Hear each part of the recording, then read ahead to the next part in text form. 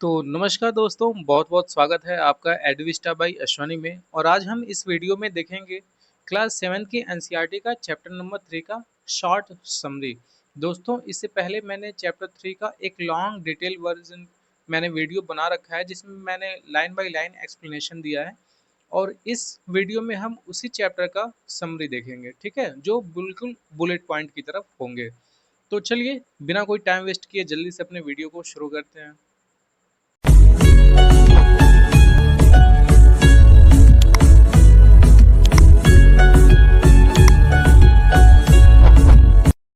Our changing earth. देखो इसमें क्या कह रहा है कि the lithosphere is broken into a number of plates known as the lithospheric plate. जो लिथोस्फेयर है ना अपना, वो क्या है, बहुत से प्लेट्स में बटी हुई है, ठीक है। जो ऊपर वाली अर्थ की क्रस्ट है जिसको हम लिथोस्फेयर कहते हैं, ये बहुत से अलग अलग प्लेट्स में बटी हुई है, जिसमें कुछ आ, आपके लार्ज प्लेट हैं और कुछ आपके स्मॉल प्लेट्स हैं। दोनों तरह के प्लेट्स देखने को मिलते हैं। फिर कह रहा है कि अर्थ का मूवमेंट दो तरह से होता है, एक एंडोजेनिक फोर्सेस की वजह से और एक एक्सोजेनिक फोर्सेस की वजह से। अब देखो क्या है, एंडोजेनिक फोर्सेस जो होते हैं वो सडन भी हो सकते हैं, ठीक है, और डायस्ट्रॉफिक फोर्सेस भी हो सकते हैं। जैसे आपके सडन फोर्सेस जो हैं वो है अर्थक्वेक, वोल्केनोस और लैंडस्लाइड। ये हमेशा क्या होते हैं, अचानक से होते हैं या फिर कभी बता के नहीं होते हैं, ठीक है। तो इसीलिए इनको नाम दिया गया है सडन फोर्सेस। डायस्ट्रॉफिक फोर्सेस वो फोर्सेस होती हैं जिनसे किसी ना किसी चीज का फॉर्मेशन होता है। जैसे माउंटेन का फॉर्मेशन हो गया, वैली का फॉर्मेशन हो गया, या फिर आप हिल्स का फॉर्मेशन देखने को मिल जाएगा। तो जो एंडोजेनिक फोर्सेस होती हैं इनकी वजह से ये डायस्ट्रॉफिक फोर्स लगता है, जिससे किसी ना किसी चीज का अर्थ के लिथोस्फेयर पे किसी ना किसी चीज का क्या होता है, फॉर्मेशन होता है। आई होप कि आपको समझ में आया होगा दोनों। फिर आता है आपका एक्सोजेनिक फोर्सेस। इसमें क्या होता है, आपकी इरोजनल और डिपोजिशनल एक्टिविटी देखने को मिलती है। ये इरोजन और डिपोजिशन होगा किससे किससे, रिवर से, विंड से, सी वेव हो गया, ग्लेशियर हो गया, आपका इन सबों से इरोजन और डिपोजिशन देखने को मिलेगा। फिर कह रहा है the force which act in the interior of the earth. देखो, जो अर्थ जैसे मान लो, बिल्कुल सिंपल सा है, ये अर्थ का ऊपर वाला पार्ट हो गया, ये नीचे वाला पार्ट हो गया, जो भी फोर्सेस इसके अंदर लगेगा, ठीक है, उसको एंडोजेनिक फोर्सेस बोलेंगे हम। यहाँ पे कह रहा है एंडोजेनिक फोर्सेस। और वो फोर्सेस जो अर्थ के स्ट्रक्चर के ऊपर लगते हैं या फिर बाहर लगते हैं, एक तरह से कह सकते हैं, तो उनको हम एक्सोजेनिक फोर्सेस बोलेंगे। बस यही माइनर सा डिफरेंस है और कुछ नहीं है। फिर कह रहा है वोल्केनो इज अ वेंट। ठीक है, वोल्केनो क्या है, एक वेंट की तरह है। एक ऐसे बिल्कुल ऊपर वेंट होता है ना, वोल्केनो का गड्ढे की तरह ऊपर रहता है, ठीक है, बिल्कुल इस तरह से वेंट बोलते हैं हम इसको। तो यही क्या कह रहा है, through which molten magma erupt suddenly. अब इसी रास्ते जो भी मैग्मा रहता है हमारा बाहर आता है, ठीक है। इसी रास्ते कह रहा है कि इसी वेंट के रास्ते जो भी हॉट मोल्टेन मैग्मा होता है वो बाहर आता है। अब देखो, इंडो मतलब होता है इनसाइड। आप लोग यहाँ देखो, इंडो मीन्स होता है इनसाइड और एक्सो मीन्स होता है आउटसाइड। अब देखो, एंडोजेनिक अगर होगा तो वो इसके अंदर चीजें फॉर्मेशन होंगी, एक्सोजेनिक होगा तो इसके बाहर चीजें फॉर्मेशन होंगी, ठीक है। अर्थ के स्ट्रक्चर पे अगर कोई चीज फॉर्मेशन हो रही है यानी कि बाहर हो रही है तो एक्सोजेनिक, और अंदर कोई चीज फॉर्मेशन हो रही है तो एंडोजेनिक, ठीक है। When the lithospheric plates move, देखो क्या कह रहा है कि जब लिथोस्फेरिक प्लेट्स मूव करती है तो सरफेस वाइब्रेट करता है, ठीक है। और इसी वाइब्रेशन को हम क्या नाम देते हैं, अर्थक्वेक का नाम देते हैं। और ये वाइब्रेशन ऑल अराउंड होता है, ठीक है। उसका जहां तक इफेक्ट होगा वहां तक सेंसेशन को फील, वो सेंसेशन फील होगा, वाइब्रेशन आपका फील होगा। तो हम देखते हैं ना, जैसे पिछली बार 2015 में जब नेपाल में भूकंप आया था तो क्या हुआ था, इंडिया में भी कई जगहों पे उसको फील किया गया था। तो वही है, जहां तक वाइब्रेशन का रीच होगा वहां तक वो फील होगा, तो वहां तक हम बोलते हैं कि अर्थक्वेक का इम्पैक्ट आया है।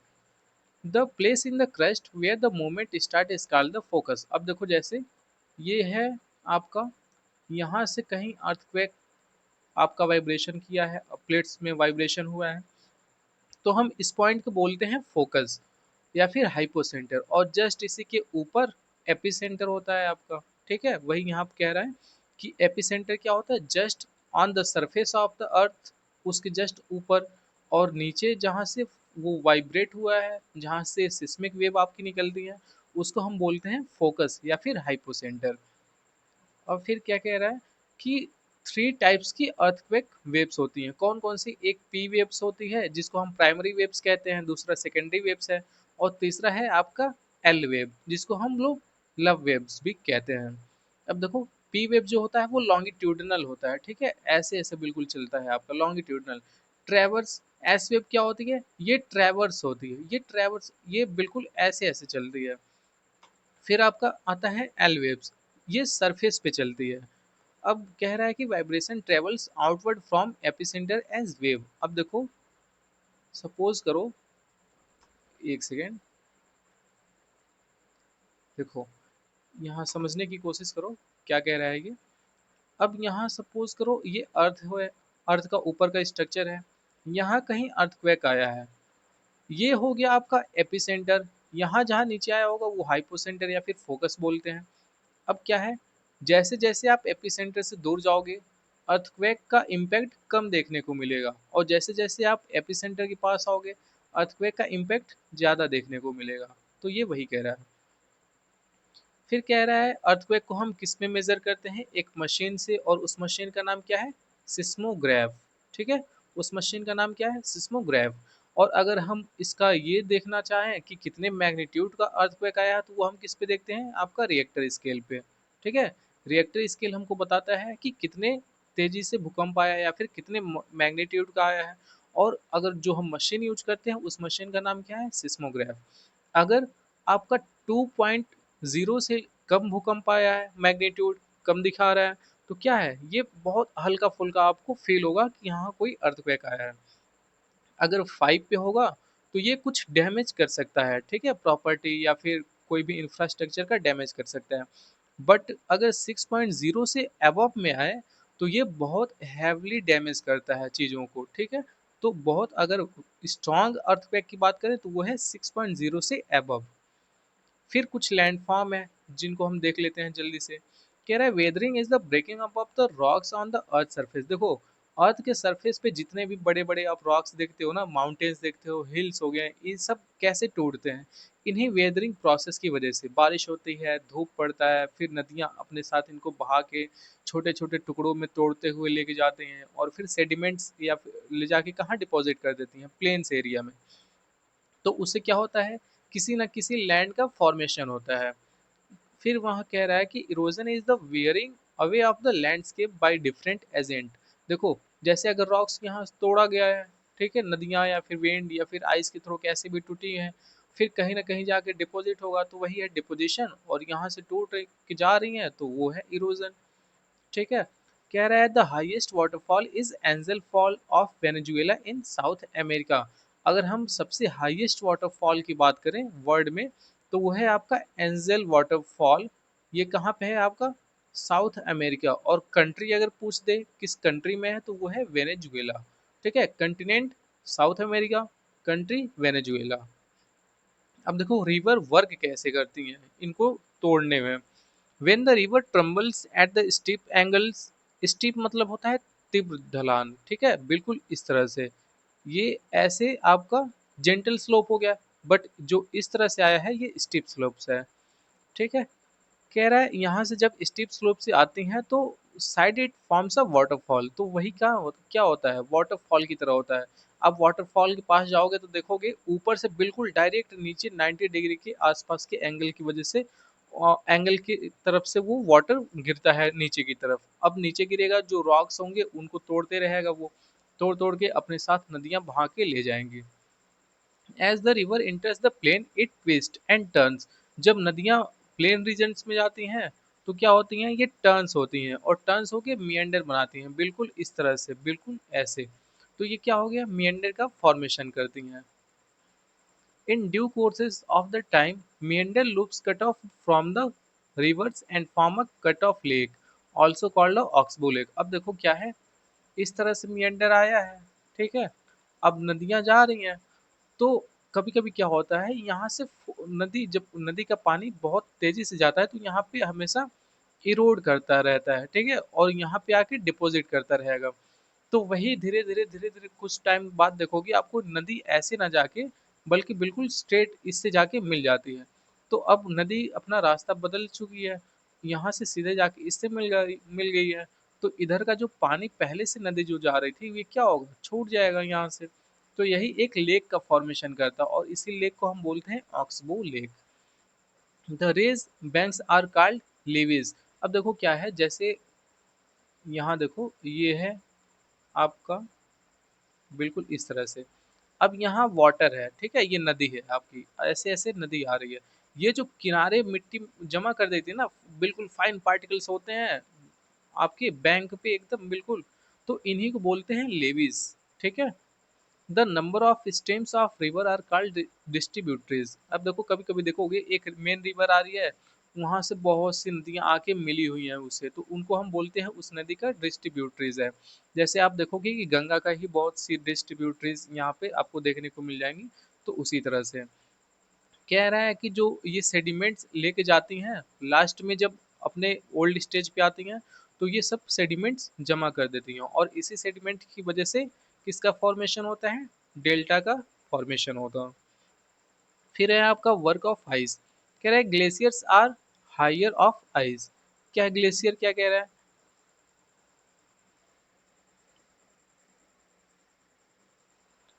फिर है आपका वर्क ऑफ आइस। कह रहा है glaciers are rivers of ice. Glacier क्या होते हैं, ये आइस के एक तरह से कह लो कि नदी ही होते हैं, ठीक है, रिवर्स ही होते हैं आइस के। कह रहा है glacier curves out deep holes there. और क्या होता है कि जहाँ ग्लेशियर, जैसे आप देखोगे माउंटेन एरिया जो होते हैं, वहाँ ऊपर टॉप पे क्या होता है, ग्लेशियर आके जम जाते हैं, और यही ग्लेशियर क्या होता है, धीरे धीरे पिघलते रहते हैं, तो यहाँ से रिवर का फॉर्मेशन होता है। और यही रिवर्स अपने साथ बहुत से सेडिमेंट रॉक्स को काट काट के इधर उधर लेके जाके डिपॉजिट करती रहती हैं। The materials carried by the glaciers such as the rocks, big and small, sand and silt get deposit। देखो अपने साथ यहाँ से जब जाएंगी ना, तो अपने साथ बहुत बड़े बड़े रॉक्स भी लेके जाती हैं। क्यों, क्योंकि यहाँ पे रिवर्स जो है अपने यंग एज में है और उसमें वाटर का फ्लो बहुत ही ज़्यादा होता है, तो इसीलिए ये अपने साथ हैवी हैवी रॉक्स लेके भी जा सकती हैं। और क्या होता है कभी कभी ये बहुत सिल्ट हो गया या फिर सैंड हो गया, बहुत छोटे छोटे जो पार्टिकल्स लेके जाती हैं, तो उन ये ले जाके जहाँ पे डिपॉजिट करती हैं, उसी सैंड उसी पार्टिकल्स को हम क्या बोलते हैं, ग्लेशियल मोरेन्स बोलते हैं। ठीक है, आगे चलते हैं। तो अब देखते हैं कि वर्क ऑफ सी वेव्स कैसे काम करता है। कह रहा है इरोजन और डिपोजिशन जो सी वेब से होता है, ये क्या करता है, इसी की वजह से कोस्टल लैंडफॉर्म का फॉर्मेशन होता है। ठीक है, जैसे मान लो यहाँ पे एक आपका सी है, ठीक है, इधर समंदर है। अब यहाँ से पानी इधर आते रहेगा, अपने साथ जो नदियाँ आके मिली हैं उसमें सिल्ट सैंड ये सब वाटर में आके मिल जाता है, और यही वाटर इधर आके धीरे धीरे डिपॉजिट करता रहता है, तो इससे हमारा बनता है कोस्टल लैंडफॉर्म। कह रहा है the steep rocky coast rising almost vertically. जो स्टीप रॉकी कोस्ट होता है, कभी कभी क्या देखोगे जो समुद्र का तट होता है वो बिल्कुल वर्टिकली होता है। ठीक है, आप यहाँ पे जाओगे और यहाँ से समंदर स्टार्ट है, तो ये क्या है, आपका बहुत एकदम से वर्टिकली है। और यही कह रहा है इसको हम सी क्लिफ बोलते हैं। ठीक है, इस वाले पोर्शन को हम बोलते हैं sea cliff. The sea waves deposit sediments along the shores forming beaches. अब देखो क्या कह रहा है, यही जो सेडिमेंट्स ला के यहाँ पे धीरे धीरे डिपॉजिट कर रहा है ना कोस्टल लैंडफॉर्म के पास में, इसी एरिया को हम जो आगे इतना छोटा एरिया देखने को आपको मिलता है जहाँ सैंड पार्टिकल्स बेसिकली आपको देखने को मिलेंगे, वही क्या होती है आपका बीचेस होता है। ठीक है, बीच का फॉर्मेशन करता है। फिर कह रहा है सी वेव कंटिन्यूसली स्ट्राइक।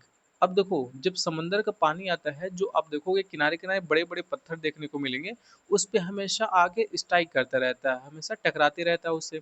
जब टकराएगा तो उस बड़े बड़े जो रॉक्स हैं उसमें क्रैक्स डेवलप होते हैं, और यही क्रैक्स क्या होते हैं, छोटे छोटे पीसेस में टूटते हैं।